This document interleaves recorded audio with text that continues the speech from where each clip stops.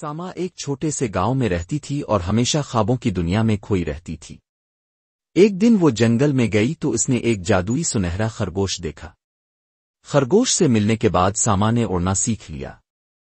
خرگوش کے ساتھ اڑتے ہوئے ساما ایک ایسے جادوئی جنگل میں پہنچی جہاں مٹھائیوں کے درخت اور چاکلیٹ کی ندیاں بہتی تھیں۔ وہاں انہیں ایک آداس پری ملی جس کے پر ٹوٹے ہوئے تھے۔ ساما اور خرگوش نے مل کر دعا کی اور دعا کی برکت سے پری کے پر واپس آ گئے۔ پری نے دوستی کی نشانی کے طور پر ساما کو ایک چمکتا ہوا پھول تحفے میں دیا۔ جب ساما کی آنکھ کھلی تو وہ اپنے بستر پر تھی، لیکن اس کے ہاتھ میں وہی پھول موجود تھا۔ اس لمحے ساما کو سمجھ آ گئی کہ اس کا سفر صرف خواب نہیں تھا۔ ساما کو ہمیشہ یاد رہا کہ اصل جادو نیکی اور دوسروں کی مدد کرنے میں چھپا ہے۔ اسی دن کے بعد گاؤں والے اسے پیار سے چھوٹی جادوگر کہنے لگے۔